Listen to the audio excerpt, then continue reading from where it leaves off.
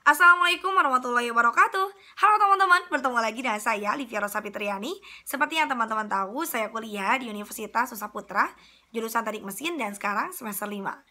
Pada kesempatan kali ini, Alivia sharing kembali sama teman-teman. Dan sekarang sharingnya mengenai pompa sentrifugal. Pompa sentrifugal ini merupakan salah satu jenis dari pompa dinamik. Nah, pompa dinamik itu apa sih?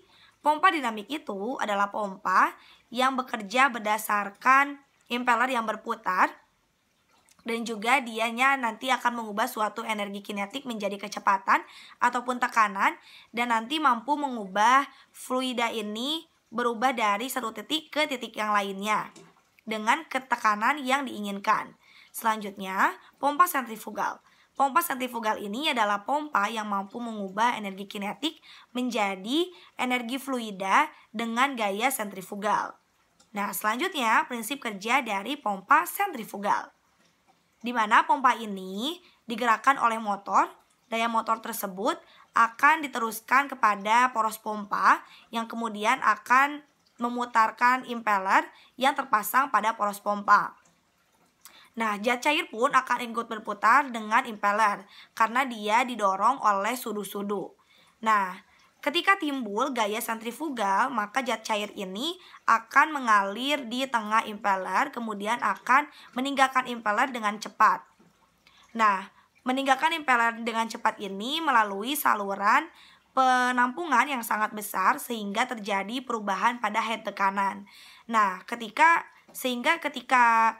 si zat cair fluida ini keluar, maka dia akan memiliki head total yang sangat besar. Kemudian, adapun klasifikasi dari pompa sentrifugal ini, yang pertama berdasarkan arah aliran. Itu terbagi pada 3 bagian. Yang pertama ada pompa aliran radial, di mana pompa ini dibuat dengan sedemikian rupa, dan juga ketika zat cair ini keluar meninggalkan impeller, maka dia akan tegak lurus pada poros pompa.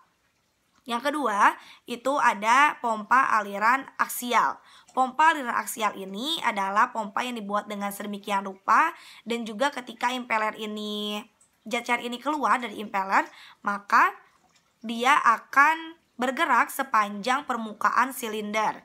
Yang ketiga, itu ada pompa aliran campuran, di mana pompa ini dibuat dengan sedemikian rupa, dan ketika zat cair ini keluar dari impeller, maka dia akan bergerak di sepanjang kerucut.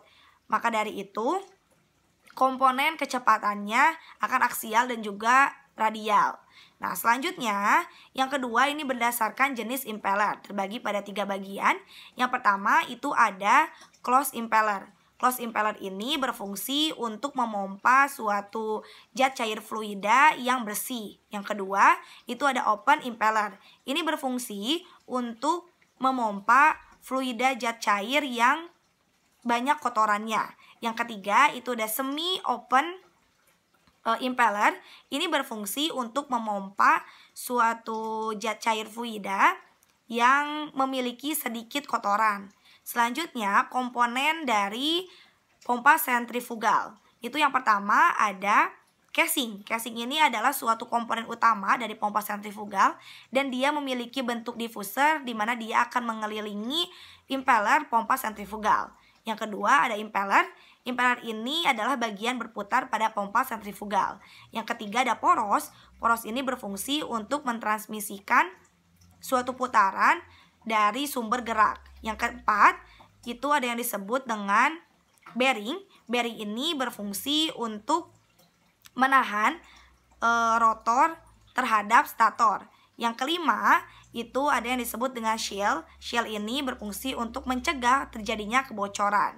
Nah, mungkin penjelasan dari Alivia mengenai pompa sentrifugal cukup sekian. Semoga apa yang Alivia sampaikan ini bermanfaat, dan semoga kita bisa bertemu di video selanjutnya.